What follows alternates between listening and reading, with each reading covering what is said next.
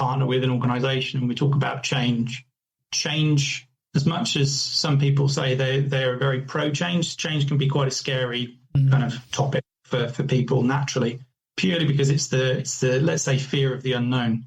So everybody likes routine and they like their habits, and making a change in the first place can be a little bit uncomfortable, purely because you don't necessarily know how you're going to adapt at an individual level. So there's a few things I would say the kind of differentiating factors to ensure the sort of sustainability of changes, to avoid them sort of fading away over time. One is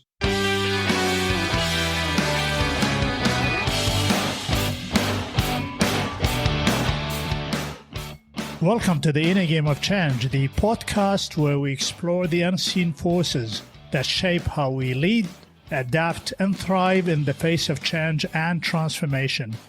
I am your host, Ali Juma. In this episode, I am joined by James Stevenson, principal at Kaizen Institute in Western Europe. James brings clarity, calm, and sharp thinking to the world of continuous improvement. We talk about what Kaizen truly is and what it is not, why it starts with the customer, not the process, and how so many change efforts lose their way by optimizing for convenience rather than value. From leadership mindsets to simulated learning, from efficiency gains to the often ignored question of what happens after the improvement, this conversation looks at the human and structural sides of change. We also explore the role of artificial intelligence in continuous improvement and how AI might be the sharpest new tool in the Kaizen toolbox if used wisely. If you're in the business of enabling better change, better work, and better workplaces, this one will land. I am grateful to have James chatting with me today. Well, James, thank you so much for joining me in the Inner Game of Change podcast. So good to see you again. No, pleasure to be here, Ali, and great to catch up. Thank you so much. You are, in my eyes, an expert in the Kaizen and the methodology. Can you just walk me through what a Kaizen methodology is? Yeah, so Kaizen originated in Japan, and in terms of kind of the core principles of what it stands for, it's all about being very transparent, data-driven, looking at things in a very holistic way to understand where waste exists and how it can be eliminated to make processes better.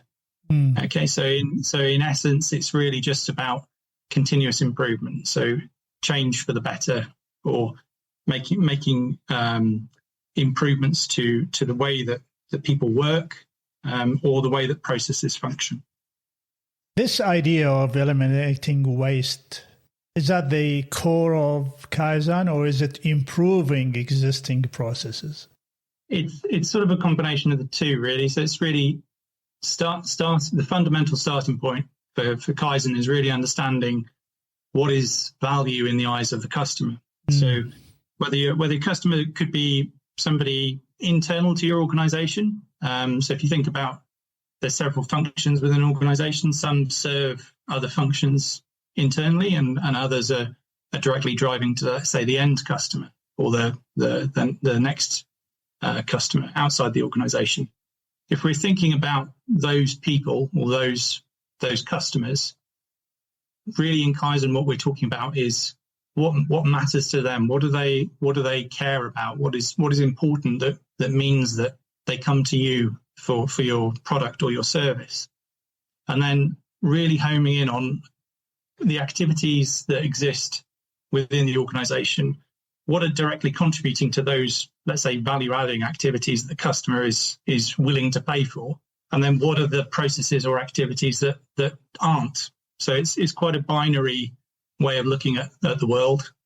But once you have that kind of concept clear, then Kaizen is really just focusing on how can you add more value to the customer or to the people that you're designing those products and services for, and how can you reduce the amount of time and effort and resources that the organization or the people are spending on the things that don't matter to the customer. So it's quite quite a simple way of looking at things, and the way in which we do that really is to understand where waste exists. So we use the concept of 7 wastes, which I'm sure you'll be familiar with, and really just try and either eliminate those where they exist or reduce them as much as possible in an iterative way. So that's where the sort of continuous improvement element comes in. I'm going to share with you an example and a scenario that I often see. I often see business units internally, they focus on improving their own processes to make their lives easier, rather than the Kaizen philosophies that start at the customer and what they need and work backward. What do you think, in your opinion, how can we shift that mindset? Because I've seen Kaizen in real life, and I've been part of a few programs, and I often find it really challenging to actually shift that mindset. Yeah, I think it's natural, particularly in quite, let's say, siloed organizations where there's either, it could be a geographic distance between departments physically. So one's based in one location, one's based in another location, where they don't really have, let's say, peripheral vision of how their actions and behaviours affect others within that organisation. So I think it's really important to when we're talking about improving processes and improving businesses with a Kaizen mindset, it's really about zooming out a bit, taking stock of what the customer wants, and then getting people to kind of align on that vision. Because, as you say, Ali, it's exactly right. If you're a silo department that's purely looking at their own processes and not necessarily the consequences of, if we make this change, it might save us, 5% in efficiency, but the consequence might be that we push a problem into another neighbouring department or a customer or a supplier that actually causes a net larger problem for them than the efficiency gain that we might have made internally. So I think it's really about, aligning the leadership of the organisation to what the change is and why it's needed. And then let's say it's a multifunctional organisation with lots of different areas of internally, we need them to understand that, okay, this might be slightly more complex in terms of your responsibilities in the future, but the net impact for the overall organisation is far greater. So it's more about looking at things in a very holistic way for the good of the entire organisation, rather than trying to make pockets of efficiency in one area that then have a negative impact in another area. So it's really about looking at the holistic view. So yeah, I see that, especially in multinationals or very large organisations which perhaps have quite segmented functions. It's a common theme that, and it's good intentions. People are trying to do the right thing by optimizing their local team or their area. But sometimes we do need to take a step back, and we do need to look at the big picture and see, okay, yes, we made productivity gain, but then the net knock-on effect for the whole business is actually not as positive overall. So really zooming out, aligning leaders on what change is needed, that's kind of where we like to start, purely to avoid this type of challenge that you're describing. James, in my head, Kaizen is a change. How do you ensure that change sticks at the end of the day? Is it about the leadership? Is it about the building of the capability? Is it the training? Is it the redesign of the process? Or is it all of the above? Stay with us. We'll be right back.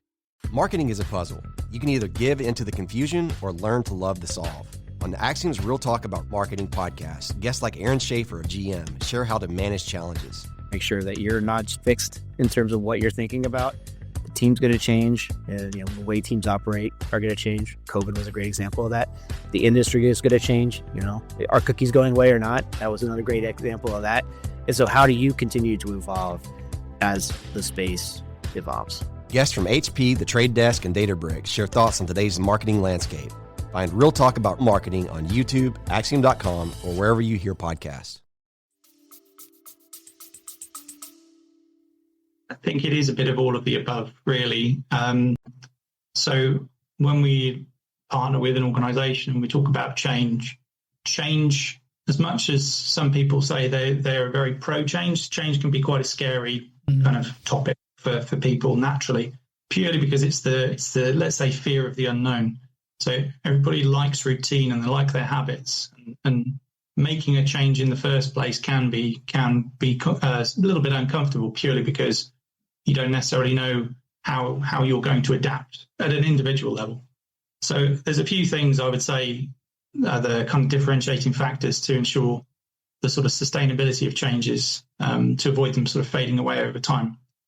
One is really involving the people who are close to the process or the way of working in designing the solution of what's going to be changed.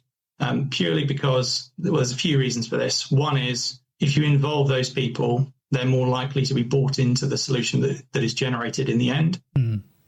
Second thing is that they will often understand to a deeper degree the intricacies and details of that process, more so than perhaps a senior leader.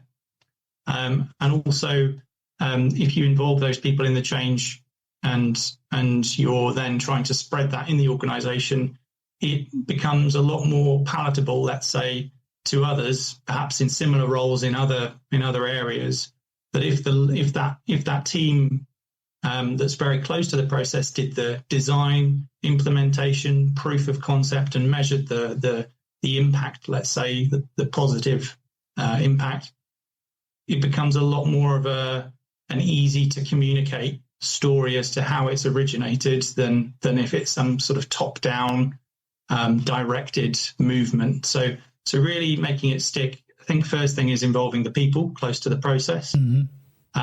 Second thing would be the consistency in the process confirmation. So making it easy to understand whether what's being changed is to a good standard and is delivering what it is supposed to through layers of management. So whether it's supervisors, team leaders, senior leaders, okay, to uphold best practices, there needs to be some sort of process confirmation. So that can be very different depending on the situation. It could be some kind of simple checklist, a visual audit, or it could even be teams in different areas assessing one another to take best practice, not only to take best practice away from what they see, but also to guide and support their colleagues. So I think involving the people, doing some periodic process confirmation to uphold the standard.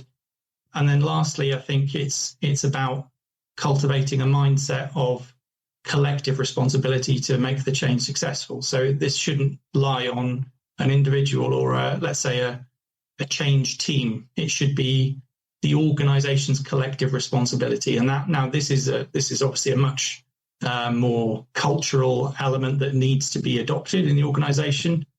But there's ways in which you can kind of foster that mindset.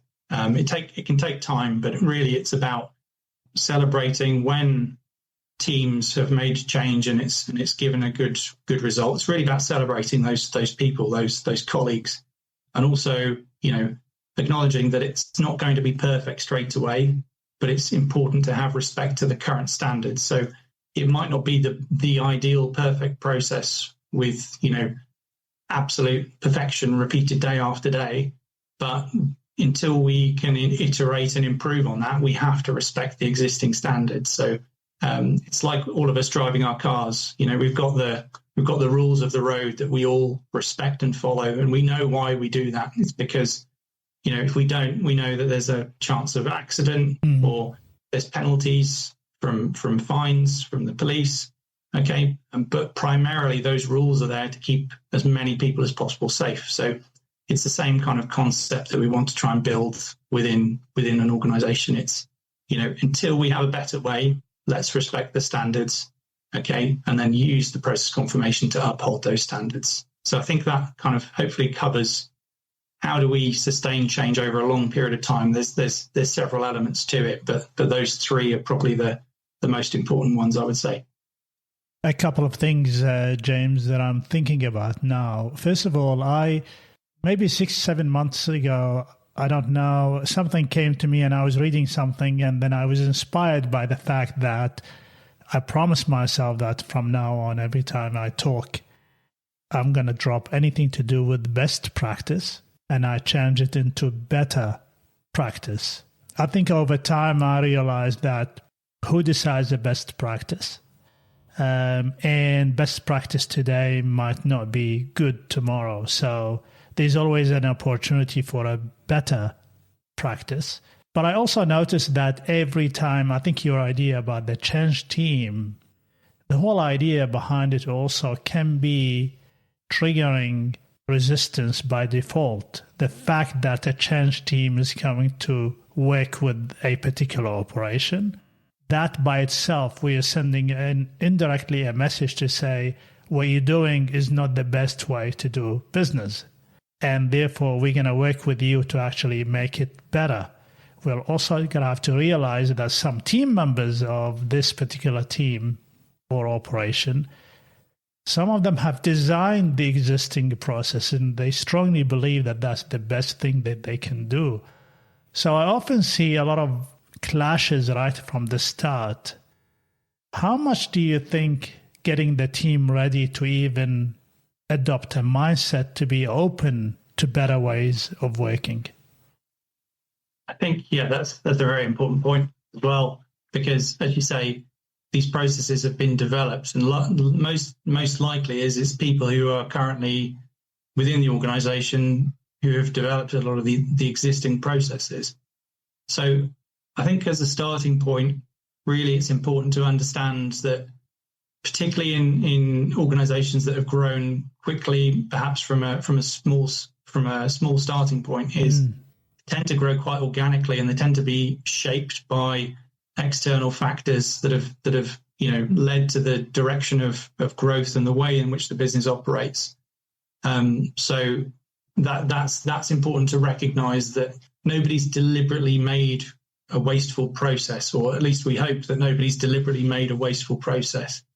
And it's just about looking at things in a very pragmatic way, but not about pointing fingers or blaming people, because if we start doing that, then you're immediately going to switch people off from change. So it's including people, but also just being honest about the paradigms that we might have. Okay, we do this process because of X, Y, Z.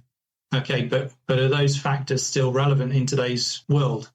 If they're not, okay, maybe we should rethink how we're doing things. I think it's all about make people understand that this is not a change to highlight, let's say, inefficiencies and blame individuals. It's really not about that. It's really about how can we bring our principles of value added and waste in the eyes of the customer to you, and you bring your local expertise about what your process or service is to us, and how can we kind of combine those to strip back where there's inefficiencies and help you really out helping the people that do that process or task do it in an easier way, with less burden, with less variability, okay, to enable it to be a lot more repeatable and a simpler process in the end. So I think it's important to be transparent about that up front and not go in with a blame mindset. I think that's really important to avoid that when you're talking about starting to engage people, so that they don't go on the defensive and that they are more open to change. I want to ask you, James, that the premise of any business improvement is that at some stage it will make your job hopefully easier, better for the customer. But there's almost all the time it will save you some time. What I do though notice is that management always struggles to find meaningful work to fill in that extra time that an employee actually gains out of the efficiencies. Is that part of what Kaizen looks at as well? See, I think we're always looking at, if we achieve, let's say, labor efficiency, okay, is the goal of the organization, to utilize those resources more and more efficiently? Or the other question I would have is what percentage of the organization is actually working on improving the organization? This is quite an interesting topic, because often you'll find that there's, a sprinkling of people, maybe by function, that spend a little bit of time working on the strategy or the changes to the way in which the company works. But really at Kaizen, what we're trying to do is it's better to try and get a small amount of time from a lot of people to look at ways in which the business can improve, rather than, let's say, saturating a few individuals purely looking at that. So it's really if we can use some of the time that we free up to work on improvements. So it could be a colleague who works in the shop floor of an industrial site.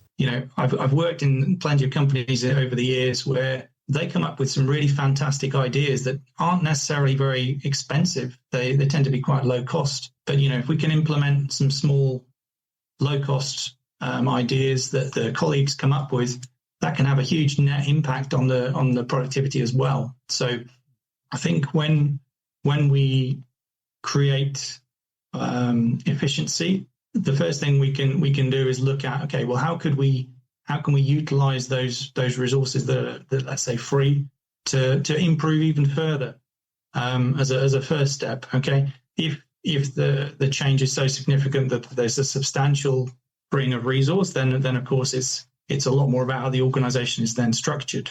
But as a first port of call, I think trying to influence the proportion of people working on small improvement is a good place to start. So that's also a message that, if we can encourage that and foster that kind of behavior, particularly because those individuals tend to know the intimacy of the process, and if they start to understand the concept of wastes and value added in the eyes of the customer, they can come up with some really fantastic ideas that can then have a much larger net positive impact on the business. I like that. Actually, I haven't thought about that myself. So what he's saying is that invest that efficiency back into the business by looking at better ways and even better ways of doing business and servicing the customer or whatever the business that the team is doing. Is that right? Yeah, to a degree. So I think, clearly we don't want to be spending hours and hours and hours if we're saving lots of time. No. But we should be a small amount of time regularly to analyze our ways of working to improve them. Certainly, I think that's quite a healthy habit that some organizations have. Many don't have that habit, but those that do, I think, reap really good benefits from it, because, processes shouldn't be completely static. We should always be looking at how can we evolve it and improve it.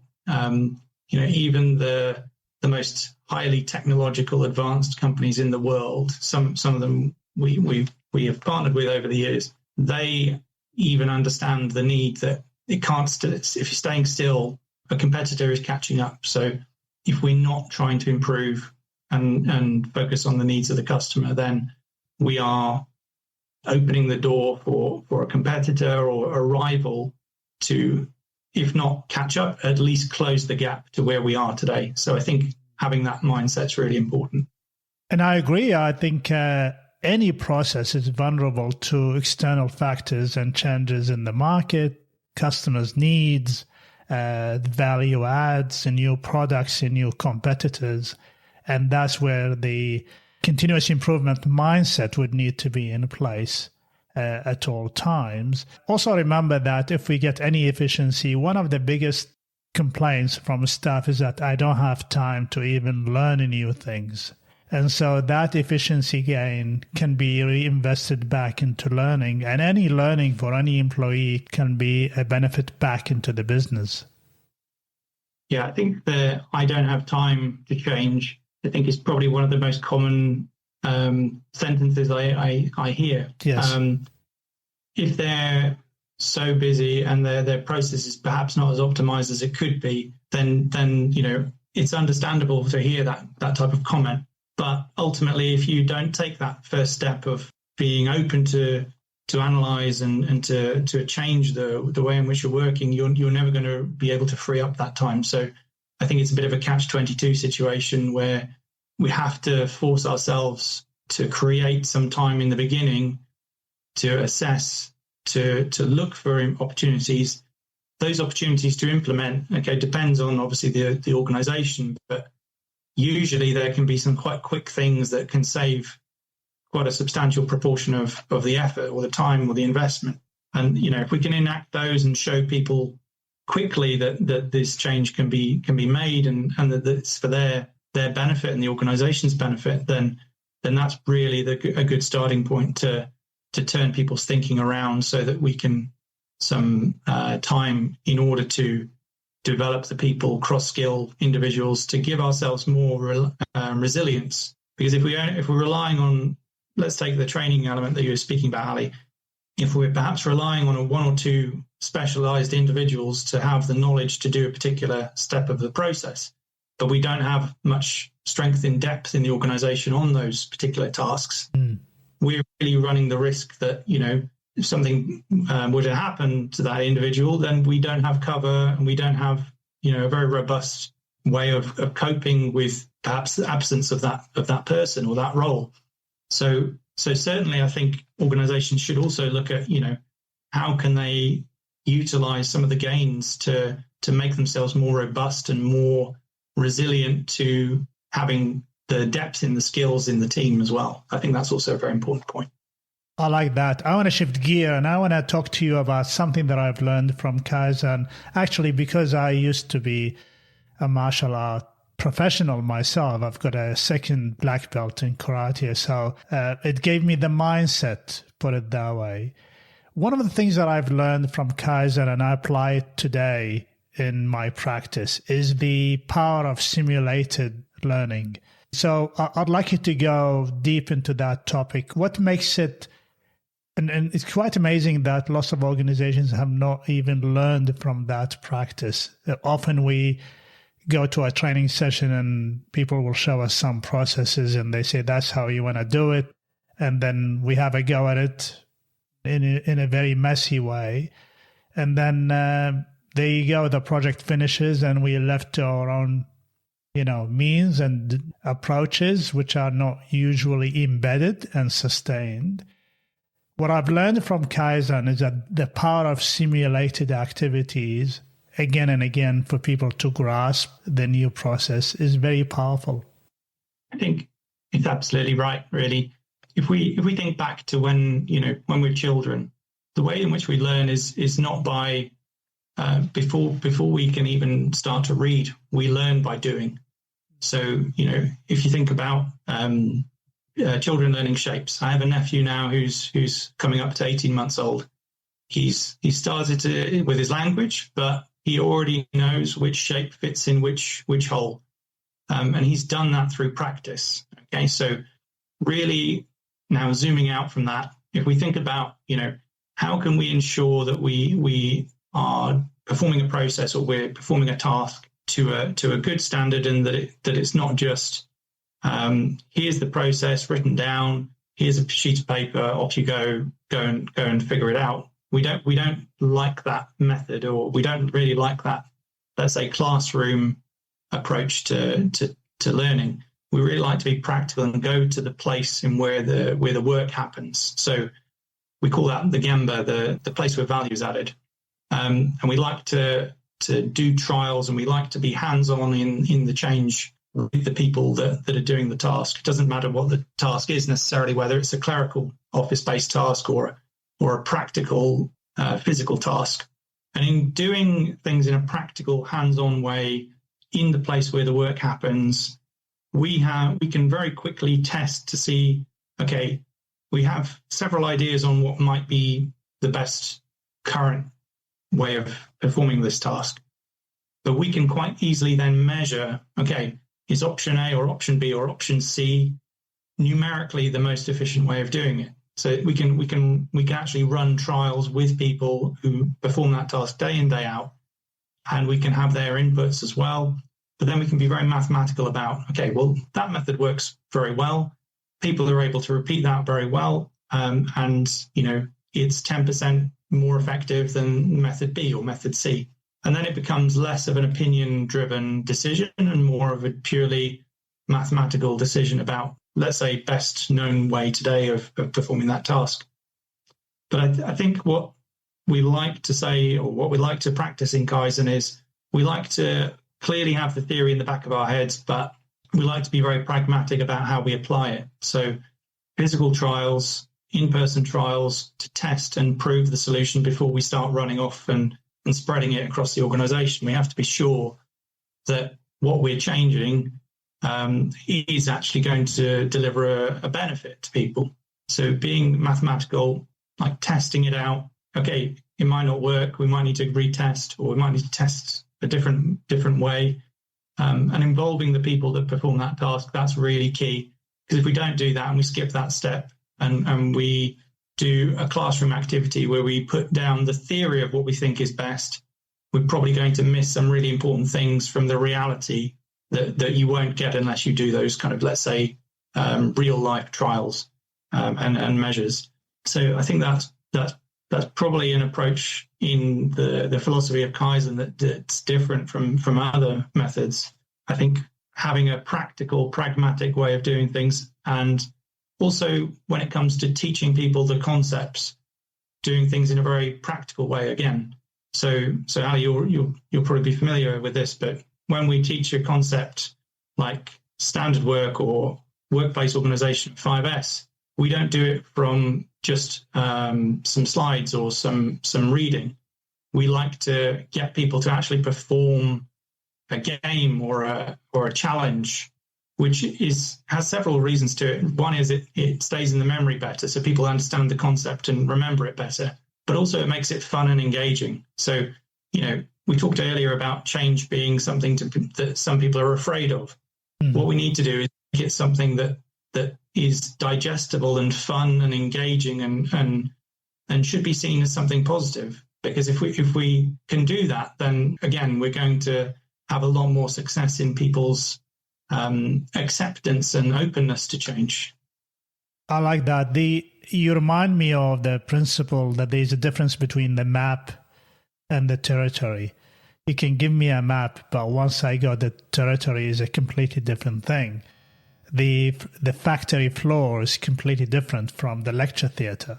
The other thing that I always find fascinating about the simulation, the pilots spend most of their time in a simulator for a reason.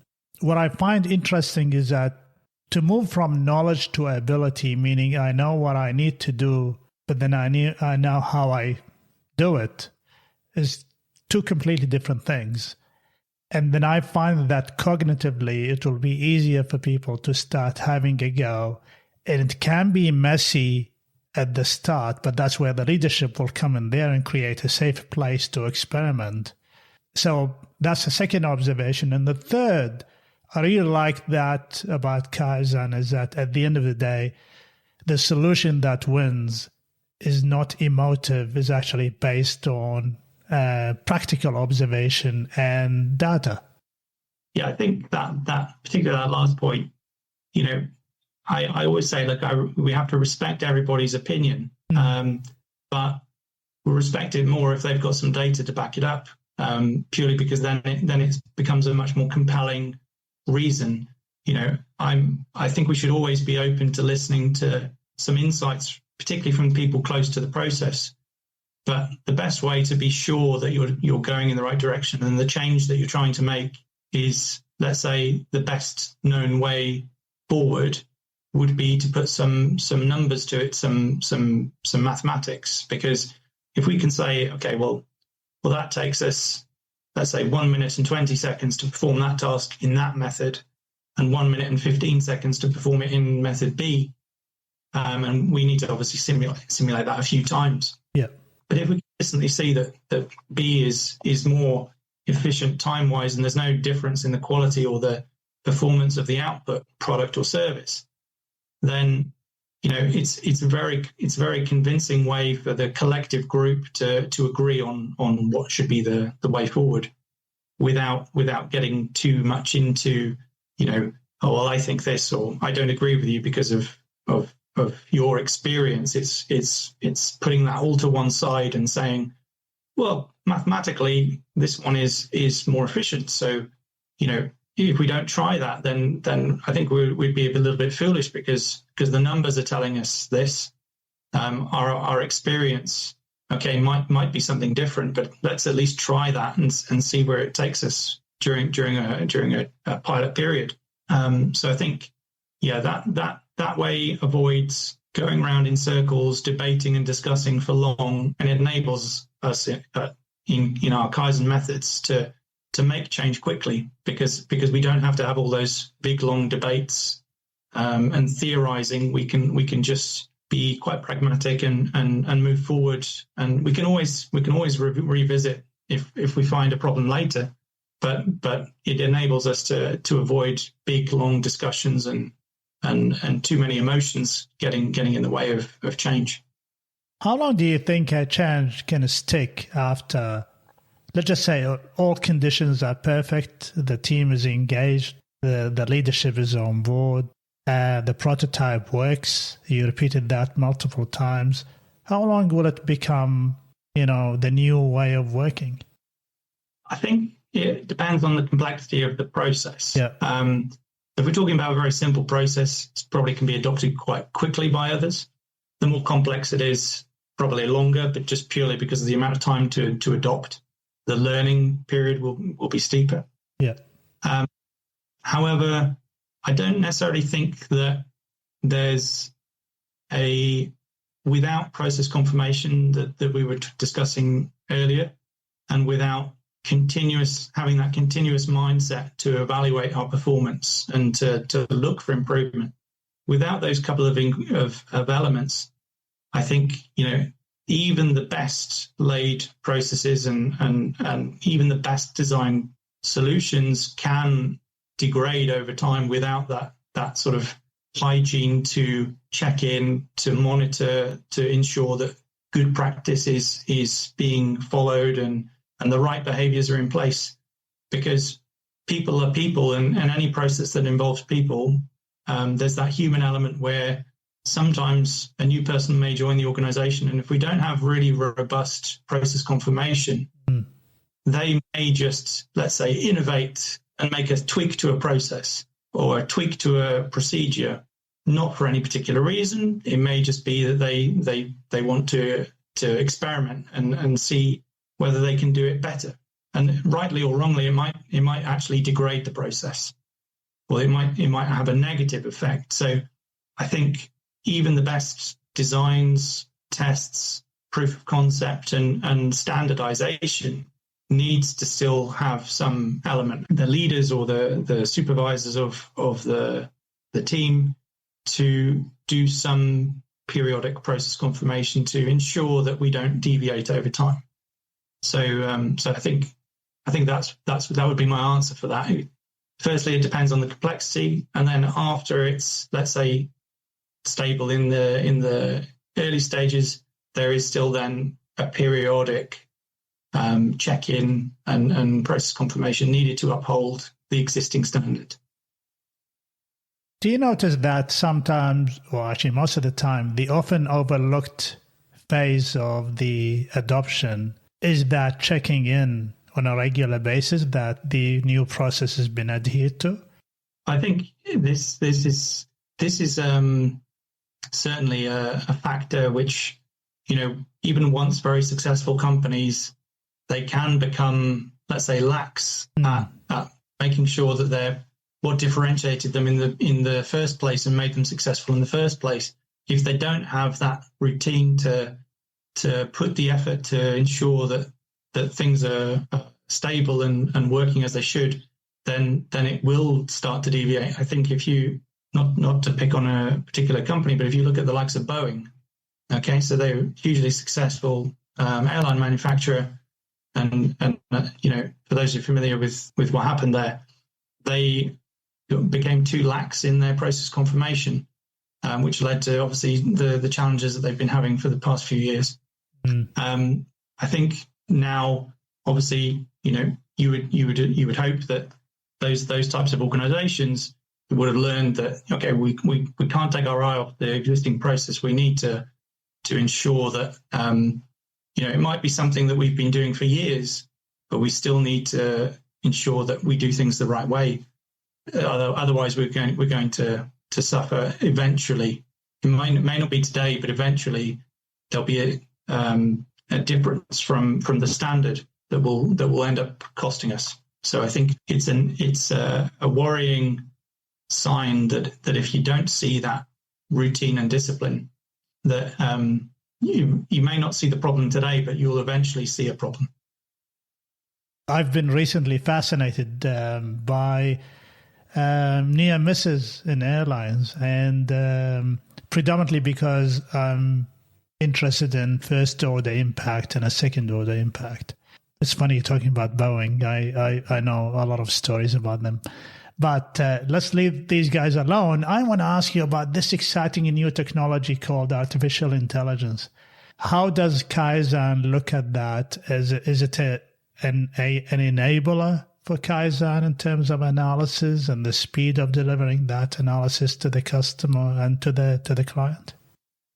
I think AI is a really interesting topic. I think I can certainly see a lot of positives that will assist with Kaizen activities. So, purely from being able to quickly utilize it to support, ideation of how we can make a process better, or to understand the industry benchmarks quickly, can be used for those types of activities, as a way to guide discussion. I think it won't ever, I don't see it ever fully replacing human creativity, but I can see it as really a useful tool to support it. I can see technologies from the AI space which will enable greater efficiencies to be made in the future. So, for instance, utilizing AI with vision systems to quickly identify a product in a warehouse will help to avoid, let's say, potential human error in picking of a product. So I can see ways in which it's inevitably going to become quite a powerful supporting tool. I don't know whether it will entirely replace the let's say human element of creativity. I think it will be more of a complementary system. Okay, it will really depend on how it develops over the next years. But certainly, I can see it as a really valuable addition to bring information and to combine information in interesting ways that maybe we would not immediately think of when we're working with teams to break down processes and analyze opportunities. So I think it can be a really exciting way forward for Kaizen activities. Well, I'll give you an example. I had a guest a couple of weeks ago. She's a psychotherapist, and then she thought that I've got a problem because I use AI a lot. I use generative AI. In fact, I use generative AI for everything, especially personal life. Recently, I've recorded myself and I've given the video to ChatGPT to analyze my golf swing and give me feedback on it. That's a visual video, and then it was analyzing that for me. I see that as really powerful. To your point, it does not replace a human. Yes, I still will keep my coach because I need that human touch and reaffirmation or confirmation that I'm on the right track. Although the technology can encourage you and say, that's great, Ali, but it's a different feeling when it comes from a human. So although I'm not seeing my coach every week, I'm still seeing him twice a month now, but I'm working with the technology to enable me. At the same time, I think the same applies in the workplace. It can synthesize a lot of information for me. It can, in fact, highlight things that I haven't thought about. It can bring context. It can bring historical use cases around the world that happened, because nothing is unique nowadays. I think the ability of research and deep research, I think these are all powerful things. Will they replace humans? Maybe in some jobs, but certainly like any other technology, new jobs will evolve as well. Yeah, I think it'll be really exciting to see. I think in the last 2 and 3 years, we've really seen it come on a huge amount. I imagine we'll probably see some other very large steps in the next 5 years. And I think it'd be really interesting to see how people innovate with AI. You mentioned the golf swing as an example. I've seen someone else using it with playing basketball and technique. So, which is really amazing, especially the vision element. So if it can analyze a physical process or a physical task, I think that's where, it's not just purely a digital tool. It's starting to become used as let's say, a physical tool as well in the real world. So I think that's when it makes that jump, or when it can be utilized very effectively in the physical world. I think that's when we'll really start seeing major collaboration between people and tools like AI to improve process or to improve physical tasks. I think that's really, really interesting. I love it. I think we are living in a good age now. That's what I think anyway. And I lived in the age of the internet, and then I ignored it at the time. But now this technology showed up in my lifetime, and I'm not letting go. I'm actually deep into the rabbit hole. And I'm really excited about it. In fact, just to close this topic, I collaborated with 3 generative AI tools to imagine my practice in the next couple of years. Again, it's like I've used 3 experts to actually work with me to analyze what change management would look like, how the technology will actually enable me, what type of change experience I want to get going forward. And so it's an exciting time, and I agree with you. I think in the next couple of years will be really a big advancement. And if you realize, just when ChatGPT was released, the advancement has been almost like on a daily basis now when I'm actually using it. So exciting time.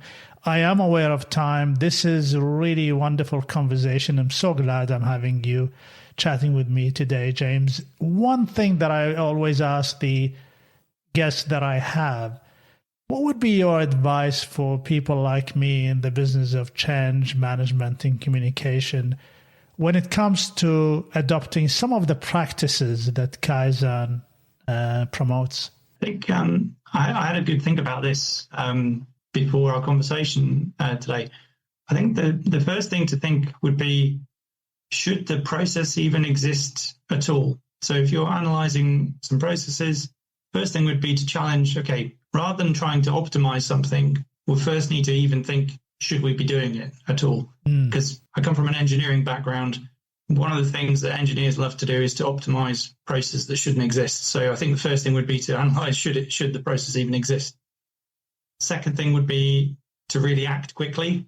So if we can make a small improvement today, let's do it right now, rather than wait for perfection, a theoretical perfection later. Let's make small, consistent improvement. And then I suppose that the final thing would be that change, people will naturally be skeptical. But we need to be very transparent and data driven and respecting people's opinions and experience when we're going through a change process. So I think hopefully those kind of 3 things are good takeaways, I think, from having a Kaizen mindset. I love it. That idea of start small is something that I've been practicing, and I love it. It requires a level of patience. We're not saying, so many times people say you're going to have to think big. And I always think big, that's fine. And dream big, but start small. That's the only way. Nobody climbed a mountain in one leap. And the examples are all over the place. Nature grows step by step. Why would we not follow that? So I love that. These are really wise words from you, James. I hope I can get you back in the future and then talk probably more into the sphere of AI. James, how would people connect with you and your organization? So we have our website, so Kaizen.com, where you can find a lot more about the Kaizen Institute to see sort of use cases, some really, I think, interesting insights on the topic of Kaizen and change. And also I'm on LinkedIn, so if you search my name on LinkedIn, you can find me on there if you'd like to connect. And we're going to put all the information about you, James, and your organization in the podcast info. It's been a pleasure having you in my podcast, The Inner Game of Change. James, I hope to talk to you again. Until then, stay well and stay safe. Thank you very much, Ali. It's been a pleasure. Thank you.